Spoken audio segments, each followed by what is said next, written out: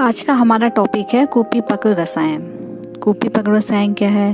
कुपी में इसमें कुपी यानी कि जो कांच की शीशी होती है उसी को ही कुपी कहा गया है। तो इसमें कांच की शीशी लेते हैं जिसमें कि पारद आदि जो द्रव्य है उनको डाल करके अग्नि में पाक किया जाता है। तो ये जो इस तरीके से बोतल में यानी कि कुपी में जो औषधि निर्माण किया जाता है इसी को ही यानी कि जो कल्पना तैयार होती है उसको हम कुपी पल्प कल्पना बोलते हैं या फिर कुपीपक्व रसायन इसको बोला जाता है।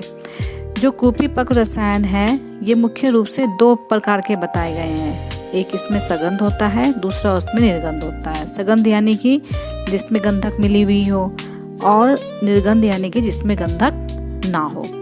तो सगंध वाली में क्या है, इसमें पारद और गंधक के योग से हम क्या है और इसके अलावा कुछ अन्य धातु भी मिलाई जाती है जिससे कि क्या है कुपीपक्व रसायन तैयार किया जाता है। तो इसमें जैसे कि फॉर एग्जांपल पारद और गंधक, इसमें सिर्फ हम पारद और गंधक लेते हैं, इसकी कजली बना करके बोतल में रख के पाक किया जाता है।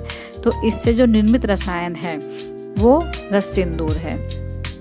इसी तरीके से पारद, गंधक और स्वर्ण इनको मिला करके या इनसे जो निर्माण किया जाता है रसायन कुपीपक्व वो मकर ध्वज होता है और सिद्ध मकर ध्वज होता है। ऐसे ही पारद, गंधक और ताम्र के योग से ताम्र सिंदूर बनता है। पारद, गंधक, वंग और नौसाधर इसके योग से स्वर्ण वंग तैयार किया जाता है। पारद, गंधक और हड़ताल इनके संयोग से जो ताल सिंदूर है उसका निर्माण किया जाता है। तो इस तरीके से विभिन्न प्रकार के जो सगंध कुपीपक्व रसायन है उसकी जो निर्माण विधि है वो बताई गई है। रसायन बनाने की कुपीपक्व विधि एक ही होती है जिसका कि हम आगे इसको वर्णन करेंगे। इसी तरीके से अन्य सगंध हैं जैसे पारद, गंधक और मनेशिला, इसके संयोग से शिला सिंदूर बनता है। पारद, गंधक, मल यानी कि संख्या, इससे मल सिंदूर बनेगा। पारद, गंधक, हड़ताल, मनेशिला और मल यानी कि संख्या, इसके संयोग से भी क्या बनेगा, समीर पन्नग रस बनेगा। तो इसी तरीके से सगंध रसायन है। ऐसे ही निर्गंध कुपीपक्व रसायन के बारे में बताया गया है। कौन कौन से हैं, जैसे कि पारद, काशीस और सैंधव, इसके निर्माण से रस पुष्प, इसमें गंधक नहीं है, क्या है, पारद, काशीस और सैंधव लवण। ऐसे ही रस कर्पूर है, पारद, गंधक और सैंधव लवण। तो ये भी क्या है, ये गंध का अम्ल है यानी कि सल्फ्यूरिक एसिड इसको बोलेंगे। तो इस तरीके से ये बिना गंधक के बताए गए कुपीपक्व रसायन हैं। जब कुपीपक्व रसायन का पाक करते हैं तो इसमें पाक के पश्चात जो कुपीपक्व रसायन है वो किस तरीके से मिलते हैं। कुछ रसायन जो है वो कुपी की तली में प्राप्त होता है, कुछ उसके कंठ वाला जो नेक वाला पार्ट होता है वहाँ पे मिलता है, और कुछ जो होता है वो दोनों जगह पर यानी कि कंठ में भी मिलेगा और तली वाले पार्ट है उसमें भी कुपीपक्व जो रसायन होता है या जो औषधि है वो मिलती है। तो उसी के आधार पर जो कुपीपक्व रसायन है उसको हम तीन तरीके से डिवाइड कर सकते हैं। एक होता है कंठस्थ यानी कि जो नेक वाले पार्ट में है, दूसरा है तलस्थ और तीसरा है उभयस्थ। उभयस्थ यानी कि जो दोनों में मिलेगा। तो इसमें सबसे पहले जो कंठस्थ है, कंठस्थ कौन कौन से रसायन होते हैं यानी कि जो कुपी की कंठ में मिलेंगे, जिसमें कि रस सिंदूर है, रस कर्पूर है, मल सिंदूर, रस पुष्प और ताल सिंदूर।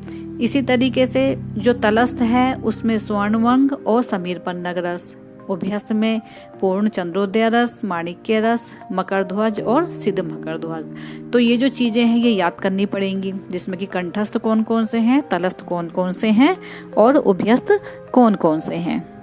जो रस सिंदूर है इसका सबसे पहले जो आचार्य यशोधर भट्ट है यानी कि 12वीं शताब्दी में, इस कल्पना का सबसे पहले उल्लेख जो यशोधर भट्ट है उन्होंने रस प्रकाश सुधाकर में किया। किसके नाम से, उदय भास्कर रस के नाम से, यानी कि रस सिंदूर को इन्होंने वहां पर उदय भास्कर रस कहा है।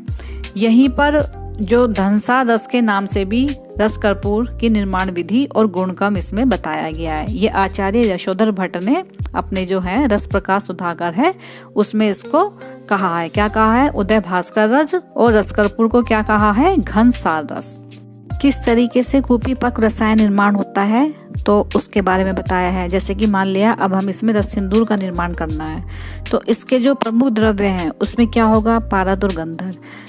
तो रसतरंगिणीकार जो हैं, कौन है रसतरंगिणीकार? सदानंद शर्मा। इन्होंने क्या किया है, इसमें जो है या तो अर्धगुण के समान या समान मात्रा में या दुगनी मात्रा में या फिर 3 गुना 6 गुना गंधक, यानी कि जितना पारद है उसका आधा ले सकते हैं, समान भाग ले सकते हैं, दुगना, तिगुना, 4 गुना या फिर 6 गुना गंधक लेकर के क्या है रस सिंदूर की जो निर्माण विधि है वो बताई गई है इसमें। इसके अलावा इसमें क्या है, षडांश यानी कि 16वां भाग ले सकते हैं, मतलब छठा भाग लेते हैं। जितना पारद है उसका 1/6 पार्ट है या 1/4 पार्ट है या फिर 1 आधा हो गया। तो इस तरीके से इसमें भी क्या बताया गया है, गंधक से निर्मित जो कजली है उसका निर्देश दिया गया है। मतलब उधर डबल हो सकता है, इधर छठवां भाग, चौथा भाग, इस तरीके से इसका जो निर्माण विधि है रस सिंदूर वो बताई गई है। कजली निर्मित होने के बाद में योगानुसार क्या होगा, उसमें नवसदर आदि या जो भी अन्य द्रव्य खनिज है उसका मिश्रण किया जाता है। तो इस तरीके से पहले क्या है, इसमें अगर गंधक वाले योग हैं तो उसमें सबसे पहले पारद के साथ क्या होगा, गंधक मिलाकर के कजली मिलाई जाएगी, फिर बाकी द्रव्य को उसमें मिलाकर के कूपीपक निर्माण विधि से इसका निर्माण। कजली का भावना द्रव्य, कजली के निर्माण में कौन कौन सी भावना द्रव्य दी जा सकती है? इसमें बटांकुश स्वरस है, नींबू स्वरस, कुमारी यानी कि घृत कुमारी, एलोवेरा, रक्त करपास पुष्प, जो भी है रोगों के अनुसार और योग के अनुसार किसी भी से भी जो है हम इसमें कजली में भावना देते हैं। यंत्र उपयंत्र कौन कौन से प्रयोग में लाए जाते हैं? पहला सबसे मेन तो कांच की कूपी ही हो गया। कूपीपक रस के निर्माण के लिए बियर की बोतल ही सबसे श्रेष्ठ मानी जाती है क्योंकि वो थोड़ी मजबूत होती है। इस कांच की बोतल को क्या करना है, कूपी स्टैंड पर उल्टा करके रख देते हैं। इसकी लंबाई चौड़ाई के हिसाब से सूती वस्त्र से इसके 7 टुकड़े करें। ये एक तरीके से इसमें जो कूपी पक की जो बोतल है इसकी हम ऊपर से कपर मिट्टी करते हैं। तो कपर मिट्टी करने के लिए क्या करेंगे, हम एक सूती कपड़ा लेंगे, उसको मुल्तानी मिट्टी में डिप करके इस बोतल पे चारों तरफ से इसको कवर कर देते हैं। फिर उसको सुखा लेते हैं, फिर से दोबारा से कपड़ा लेकर के मुल्तानी मिट्टी में कवर करके फिर से उसको कवर करते हैं, फिर उसको सुखा लेंगे। तो इस तरीके से 3 से 7 बार जो है इसी तरीके से कपड़े से हम मुल्तानी मिट्टी से लिप्त करके बोतल के ऊपर चढ़ा देते हैं। तो इसके सूखने के बाद में क्रम से ऐसे ही 7 वस्त्र खंडों को 7 बार करके हम कपर मिट्टी करते हैं। तो ये जो प्रोसेस है यानी कि कपड़े को मुल्तानी मिट्टी में भिगा करके फिर कूपी के ऊपर कवरिंग करना और सुखाना, ये जो प्रोसेस है इसको कपर मिट्टी बोलते हैं। तो ये जो प्रक्रिया है इसमें ये की जाती है।